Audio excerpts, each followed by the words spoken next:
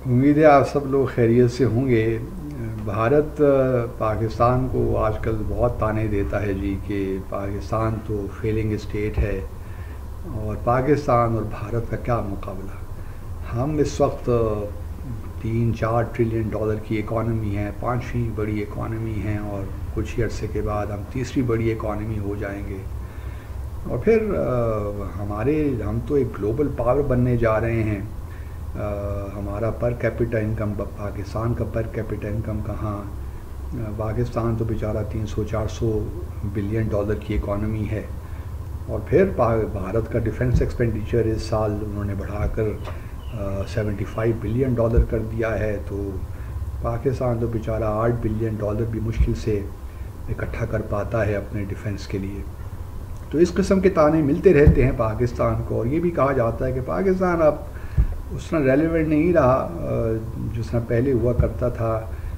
और पाकिस्तान अब बकौल उनके दहशतगर्दी की वजह से अपने आप को रेलेवेंट रखना चाहता है दुनिया भर में। और चूँकि न्यूक्लियर पावर भी है तो इस वजह से बाज़ औक़ात ये भी उसके हक़ में जाता है कि वो दुनिया के लिए रेलेवेंट रहे। ये ताने आजकल पाकिस्तान को जी भारत की जानिब से बड़े अरसे से मिल रहे हैं। इस वजह से भारत ये भी कहता है कि आप कश्मीर को भूल जाइए। आप कश्मीर अगर बात होगी तो आज़ाद जम्मू कश्मीर की बात भी करेंगे, देखेंगे कि किस तरह हम पाकिस्तान से लें। तो ये वो बयानियाँ हैं जो भारत कर रहा है पिछले कुछ सालों से। लेकिन असल जो मुझे हैरत होती है भारत पे वो ये है कि वो अपना मुकाबला फौरी तौर पे चीन के साथ करना शुरू कर देते हैं कि जी हम तो चीन के पाए की जो है ना ताकत है।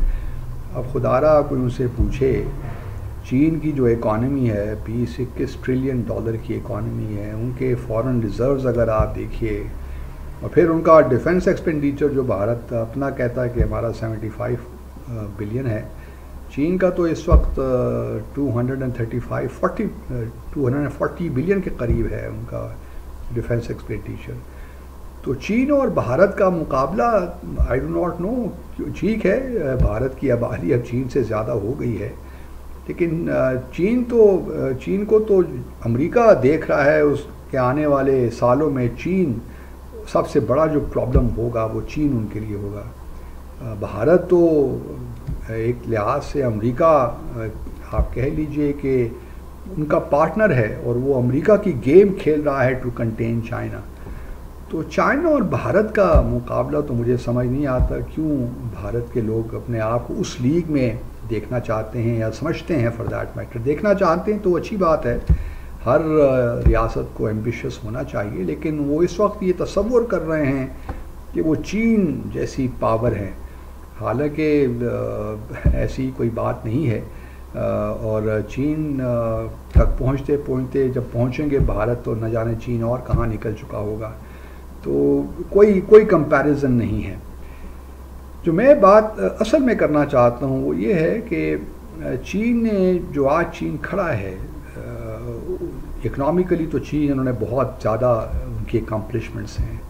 लेकिन जो इकनॉमिकली उनकी ग्रोथ हुई, अगर आप एक पैटर्न देखिए तो उन्होंने डिप्लोमेटिकली भी पहले उन्होंने टाइम बाइट किया क्योंकि वो फोकस करना चाहते थे अपनी इकनॉमिक डेवलपमेंट में। लेकिन जब वो एक मुकाम तक पहुँचे तो फिर उन्होंने कहा कि this is the time to now कि हम ग्लोबल रोल प्ले करें।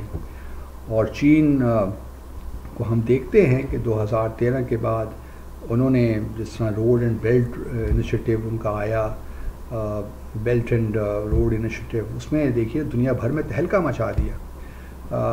और अभी भी अगर आप देखिए तो फिर चीन ने इसके साथ साथ डिप्लोमेटिकली भी अपने आप को ऐसा प्लेस किया कि आज जो है चीन की तरफ डेवलपिंग कंट्री जो ग्लोबल साउथ है वो देखता है। वो कि भारत ये क्लेम करता है कि हम ग्लोबल साउथ को लीड करते हैं, लेकिन असल में चीन की जानिब लोग देखते हैं, ममालिक देख रहे हैं। पिछले ही साल अगर आप देखिए तो चीन ने ही सऊदी अरब और ईरान के दरमियान अप्रोचमा करवाया और डिप्लोमेटिक रिलेशंस रिस्टोर हुए। अभी भी अगर आप देखिए तो आज ही चीन ने जो फ़लस्तीन में तकरीबन 14 पार्टीज़ हैं, धड़े हैं, उनको चीन बुलाया हुआ था, तो उनके दरमियान एक मुफाहमत करवाई 14 पार्टीज़ के दरमियान। उसमें हमास भी शामिल है और फतह भी शामिल है, जो कि पैलेस्टीनियन अथॉरिटी है उस वक्त, उसको लीड कर रही है। तो चीन का ये ग्लोबल रोल है, एक पीसफुल रोल है, जहाँ दुनिया भर में जहाँ कहीं भी कॉन्फ्लिक्ट्स हैं उसमें अपना एक मस्बत किरदार अदा कर रहा है चीन। लेकिन भारत को अगर आप देखिए तो हमें फ़लस्तीन में इस वक्त या इसराइल में, जो गज़ा में जो जंग हो रही है, उसमें इसराइली जो सोल्जर्स हैं वो शाना बशाना, भारतीय जो सोल्जर्स हैं वो शाना बशाना इसराइल के साथ जंग लड़ रहे हैं, और असला बारूद भी प्रोवाइड कर रहा है, ड्रोन भी प्रोवाइड कर रहा है भारत इसराइल को। क्योंकि इसराइल और फ़लस्तीन का, इसराइल और भारत का मामला एक ही है, वो फ़लस्तीन पे गाज़िब हैं, ये कश्मीर पे गाज़िब हैं, तो इनके वहाँ पे ये जो है ऑब्जेक्टिव्स मिलते हैं। लेकिन अगर भारत वाकई ये चाहता है कि वो ग्लोबल पावर बने, तो उसके लिए ज़रूरी है कि वो अपने आप को कंडक्ट भी इस तरह ही करे, क्योंकि अभी हम उसको रीजनल पावर ही मानने के लिए तैयार नहीं है। सच्ची बात तो ये है, क्योंकि जब तक अपने रीजन में उसको वो हैसियत हासिल नहीं होगी, तो जो चाहता है भारत, तो वो ग्लोबल एक लिहाज से किस तरह वो रोल प्ले कर सकता है, पॉजिटिव रोल किस तरह प्ले कर सकता है। मुझे अक्सर इस बात की भी हैरत होती है कि भारत कहता है कि मुझे UN सिक्योरिटी काउंसिल का परमानेंट मेंबर बना दें। भाई आपके रवैये तो ऐसे नहीं हैं।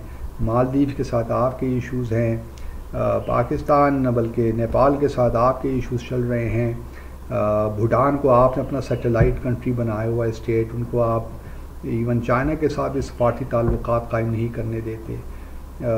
पाकिस्तान के साथ तो चलिए आपके इश्यूज़ है ही हैं, 1948 पे कश्मीर का तनाज़ा ख़ास तौर पे, उसका हम जिक्र नहीं करते। लेकिन आपके जो रवैये हैं वो ऐसे नहीं हैं जिससे दुनिया आपको ग्लोबल पावर के तौर पे एक्सेप्ट करे, क्योंकि जब तक आपको अपने रीजन में वो हैसियत हासिल नहीं होती, इसीलिए वो पाकिस्तान को टारगेट भी करते रहते हैं, क्योंकि पाकिस्तान शायद इस खित्ते में वाहिद मुल्क है जो विदस्टैंड कर सकता है, और वो बाकी जो भारत बुलिंग करना चाहता है अपने हमसायों की या इस रीजन में, वो हम पाकिस्तान क़तन एक्सेप्टेबल नहीं है।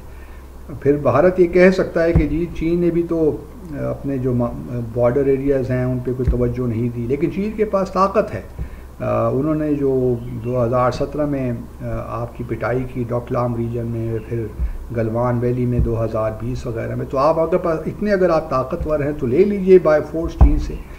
चीन तो अब हर काम अगर डिप्लोमेटिकली नहीं होगा, जो उसके कोर इंटरेस्ट में चीज़ें शामिल हैं, तो फिर वो फोर्सफुली भी करेगा, ताइवान का मामला हो या कोई और इशू हो।